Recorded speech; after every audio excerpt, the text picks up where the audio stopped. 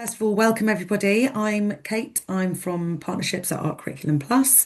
Um, if you have any questions, I'm going to hand over to Caris in a second, but if you've got any questions along the way, I will try my best to answer them. If not, Caris, I'll interrupt you and ask them at an appropriate time, or we can leave it to the end. So please do ask questions if you have any.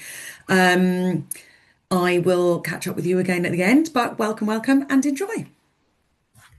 Nice. Would you like those questions in the chat, Kate? Yes, please.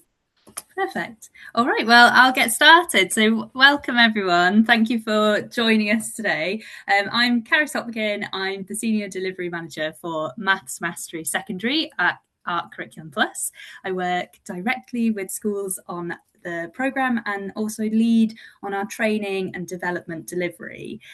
Today's session is all about giving you a clear sense of why Maths Mastery exists, what it looks like in secondary classrooms, and how we support schools to implement it well and sustainably.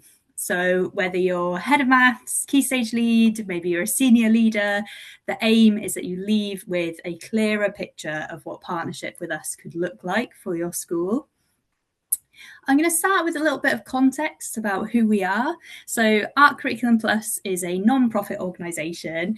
We're focused on improving outcomes for all students, and we have a deliberate focus on disadvantaged students as well. So we design subject programmes across maths, English, science and geography, and they're all created by teachers for teachers.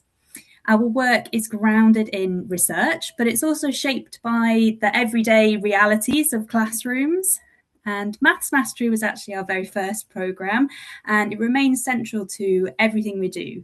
So when schools are joining Maths Mastery, it's not just accessing resources, you're actually joining a national community of schools that are working together to improve maths education. This is our mission, and it kind of gets to the heart of why our work exists. Every child deserves both enjoyment and success in maths, and that's not just the high attainers, not just a small proportion of students, but everyone. And yet we know that that isn't always the current reality. International studies tell a really familiar story that as students move through secondary school, we know that maths confidence declines, gaps widen, and also outcomes kind of fall behind a lot of the comparable countries. We see gender gaps in confidence, persistent disadvantaged gaps as well, and also a drop in relative performance from primary to secondary. And for many of you who are here on the call, this won't be surprising. You will be seeing the impact on this loss of confidence and coherence on your students every day in your classrooms. And so the message from that data is really clear. The way that maths is experienced needs to change.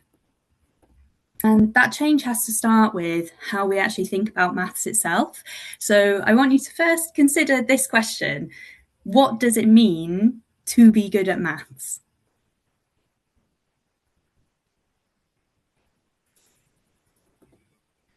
As teachers, we often talk about reasoning, making connections, persisting when we're stuck, and also being able to explain our ideas really clearly.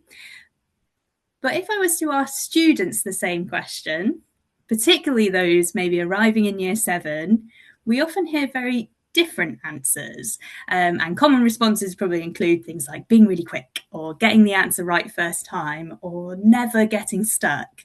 And I actually ask this question every year with schools that attend our induction training, and those responses are remarkably consistent across the board. And while that's really interesting, that disconnect between teachers and students actually it's really important, because when students are equating math success with speed and accuracy alone, that's when their confidence is going to suffer and misconceptions have the opportunity to stick. So Maths Mastery, it starts really by deliberately reshaping what success looks like. And that's for sometimes both our students and teachers, so that mathematical thinking, communication and understanding are at the heart of what we're doing, and they are the most valued skills. The term maths mastery is really widely used, but it isn't always very clearly defined. So I want to start by being really clear that at Art Curriculum Plus, we do have a very clear definition, and it's that you know that you've mastered something when you can apply it to a totally new problem in an unfamiliar situation. So mastery here, it's not about memorizing steps or moving really slowly through loads of topics forever. It's about developing a really deep and connected understanding that pupils can draw on flexibly. And that means understanding why methods work, recognizing structure and transferring their learning across topics. And that's what allows all students, not just some, to succeed and also enjoy in maths. So how does that definition translate into our everyday teaching? Well, everything we do at AC Plus is underpinned by what we call the 5 pillars of mastery.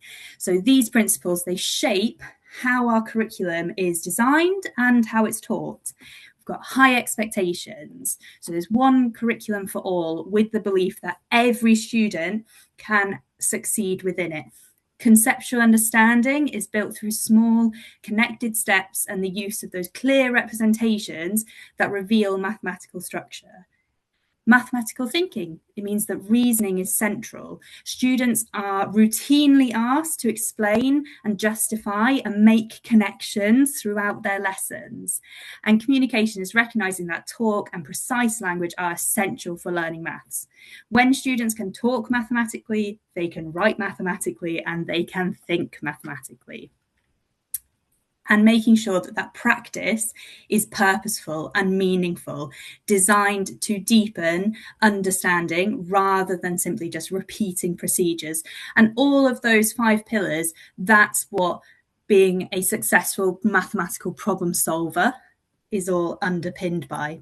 And those pillars are not just those sort of abstract ideas, they are embedded in every lesson, every unit, and every year group.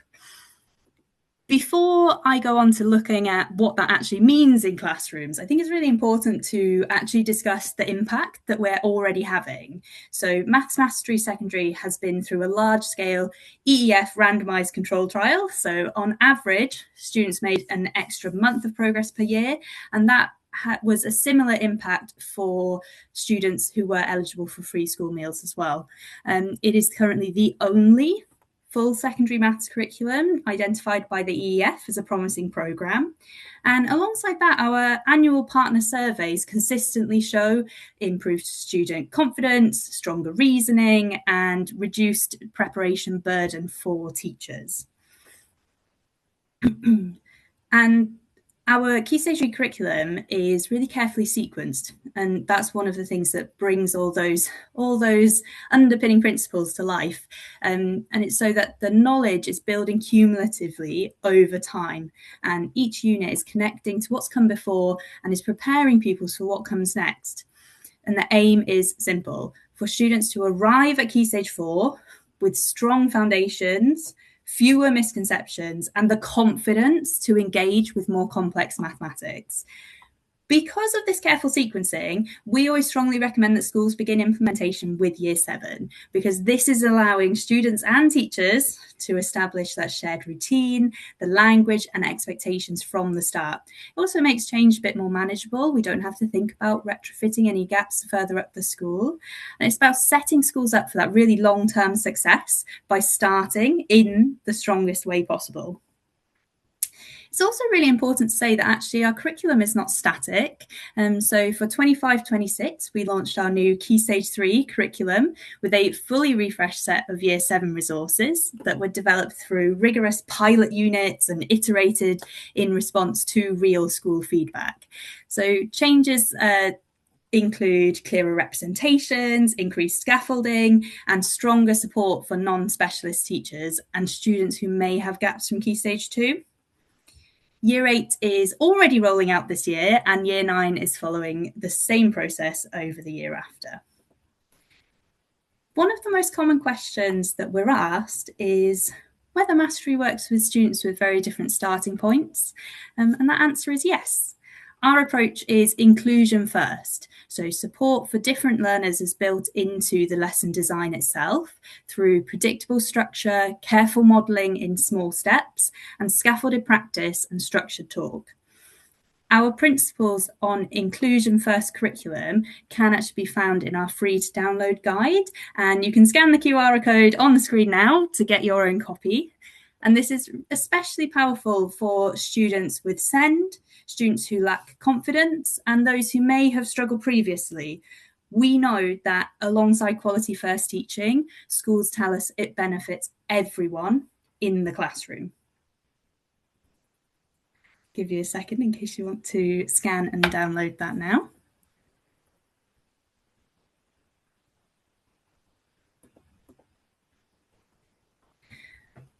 We want to bring this into the classroom and look a little bit about what mastery looks like in practice. And the Maths Mastery programme is fully resourced with lesson slides, student books, preparation notes, and subject knowledge guidance.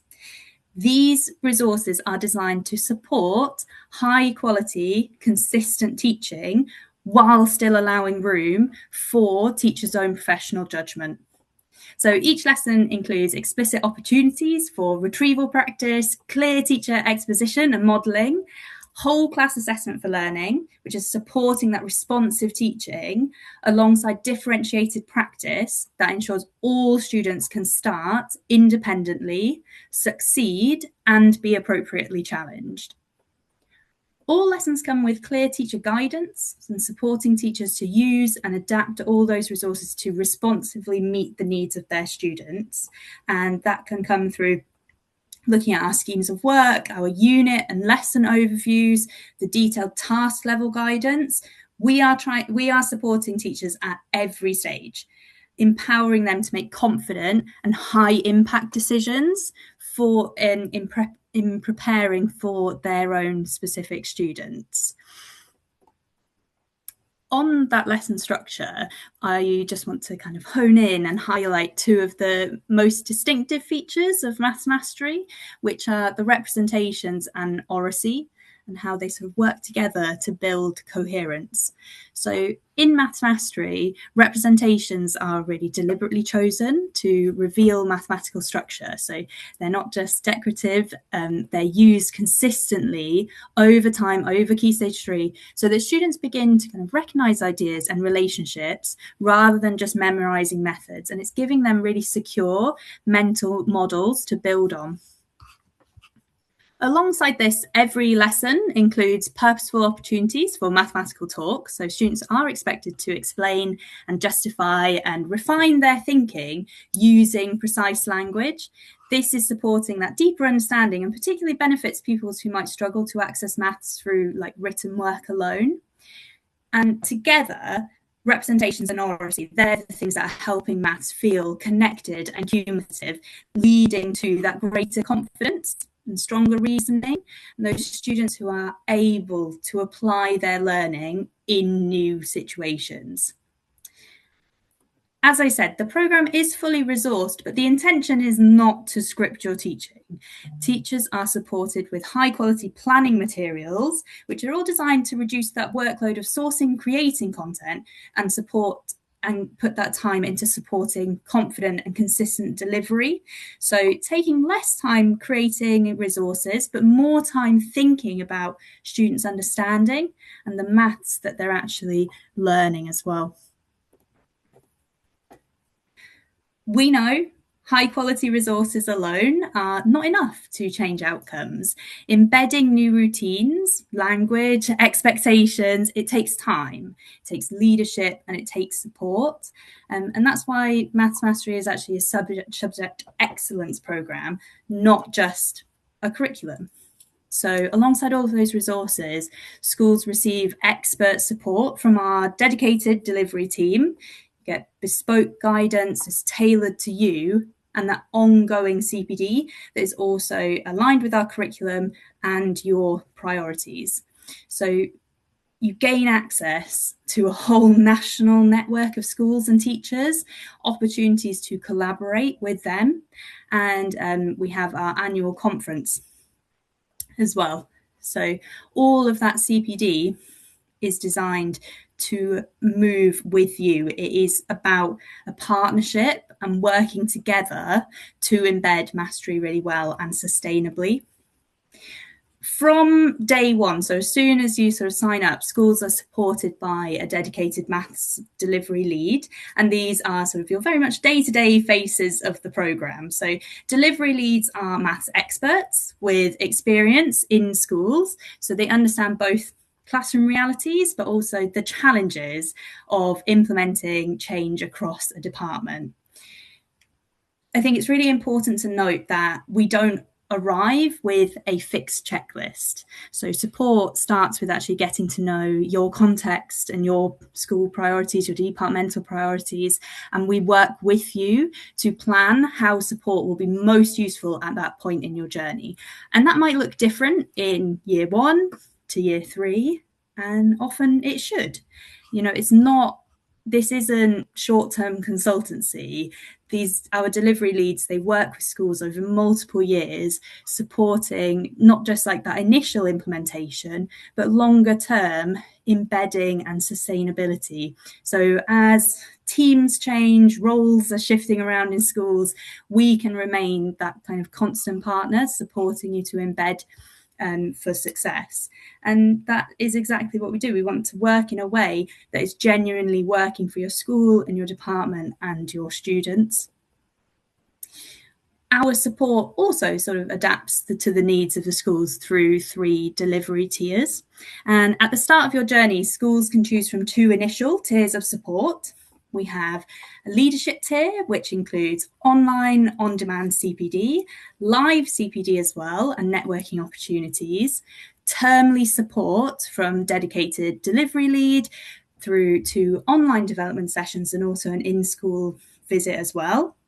And then the tailored tier is the highest level of support, where schools have access to all the on-demand and live training alongside half-termly personalised support. And that's through 2 in-person visits to enable kind of that deeper implementation and 4 online development sessions. This flexibility allows schools to choose the level of partnership that best fits their context. And once the programme is embedded, sustainable routines around curriculum and preparation are already in place, schools have the option to move on to our mastery tier. And at that point, the bespoke support is released and schools continue with access to on-demand resources and the CPD and updates as they move through their journey. As I said, it's an ongoing journey, and the same things for our CPD. It's designed to be continual and ongoing and closely aligned with actually the classroom practice that's happening at the time that you do the session. So they run throughout the year with 1 session per term for teachers and 1 for mastery leads, which keeps it professional learning really focused but also manageable as well. We've got programme leadership modules that support mastery leads to develop their implementation and also connect with colleagues nationally. So it gives them the skills and the confidence to support the rest of their teachers who access our teaching mastery modules, and that focuses more on the practicalities of classroom delivery of the curriculum. All of our modules are badged and they recognise teachers' engagement with professional development. And Mastery Leads work towards their certificate in programme leadership over 2 years. And this is really CPD that is designed to grow with your department rather than just like one-off insets. It's continual and ongoing. Alongside the curriculum, we also provide a really rigorous and coherent assessment framework, which includes our end of unit, termly diagnostic and end of year summative assessments. These are really carefully aligned to the taught curriculum and mastery expectations, which helps teachers pinpoint students' understanding at key moments in the year.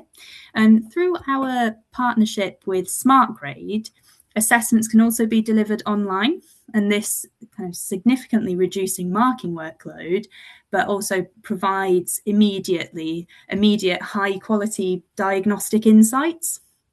So this allows teachers to spend less time marking and more time responding, planning targeted support at both classroom and departmental level.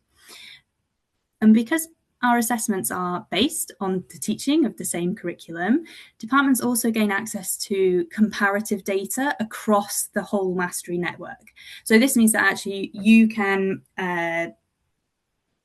have meaningful benchmarking against all the schools who are on the program. It helps schools really identify strengths and priorities, and also areas for development based on those like for like comparisons. So that was a really brief kind of overview of what you get with the program, but the impact of embedding the Maths Mastery curriculum is reflected in what schools tell us, that students have improved confidence, they have stronger reasoning and better articulation of thinking and reduced planning burden as well. Mastery leads consistently report improvements in the curriculum quality, the pedagogy, especially around consistency as well, and particularly it's supporting early career teachers and non-specialists.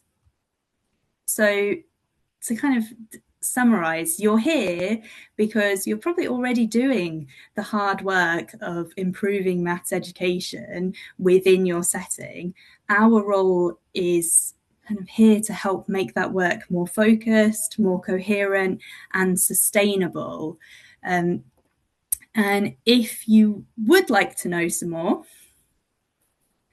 or you'd like to explore what that partnership with us could look like, our partnerships team would love to speak with you. So you can scan the QR code to book in a call, or if you'd like to just know a little bit more before you speak to us, you can actually scan the second QR code and have access to our program preview and our brochure. So thank you. I want to say thank you. And if there are any questions, I can't quite see the chat, so I might need to hand over to Kate if there are any other questions in the chat. There are some questions. Rachel and I have been speaking behind the scenes so that we can answer that first question. I've just answered another couple from Rebecca. So thank you, Rebecca. They're really good questions. Does anybody else have any questions? Rachel, I don't know if you want to come online and answer that question or if you're going to do it Yes, through the chat. I can come online to start with. So I've put a little bit in the chat about kind of how the resources are created to support students with gaps, but we also have a primary intervention curriculum that you can use as a transition for students going from year 6 to year 7 who have those gaps when they join year 7, because we know that's a real issue for some students, and that can support students going into the curriculum, and it works really well with that curriculum that we created for year 7 as well. Caris, is there anything else you wanted to answer for Rebecca's question? She said a large proportion of children have not met the expected standard at Key Stage 2 in her school. Many have lots of problems with year 1 maths, so lots and lots of gaps, that which we see a lot. So maybe they can't count on their fingers, they're struggling a little bit with the maths. They have lots of barriers, and obviously hand in hand with behaviour problems as well.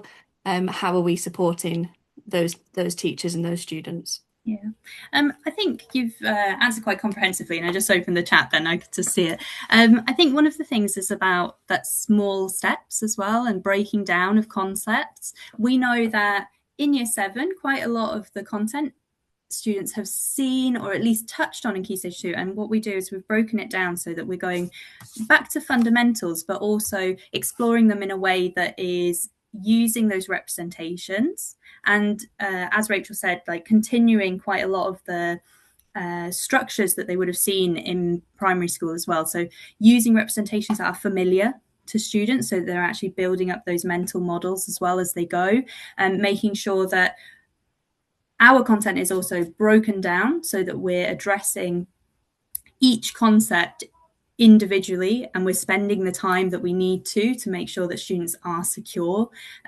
before they're building straight on that, so that all those foundational skills are built up. That would be my answer there. I can see a few things popping up in the chat, but I can't actually see the chat, so I'll just open that now. Yeah, I think I think that was Rachel again, who was just adding information about the student booklets for each unit that can be printed in their entirety or snipped up into little sections.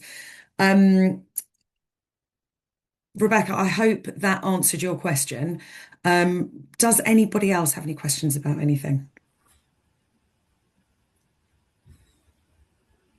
While you're potentially writing or thinking, I'm also going to reiterate what Caris said, that we'd love to hear from you if you would like further information about anything. I am going to follow up with an email tomorrow anyway, which includes the slides, so you can come back to these QR codes if needs be. And then you will have my email address as well. So if there's any questions or anything afterwards, I can try my best to answer them, or I will pass those questions over to Caris or Rachel. So I don't think, doesn't look like anyone else. Oh, no, okay. Doesn't look like anyone else is asking any questions. So I just want to say thank you very much for coming, everybody. I hope you found that as interesting as I did. And as I said, I will follow up tomorrow with an email. I'll hang about for another couple of minutes just in case anybody has got any further questions and you want to unmute or anything like that, please feel free. But otherwise, thanks very much for coming and enjoy the rest of your Thursday. Thank you.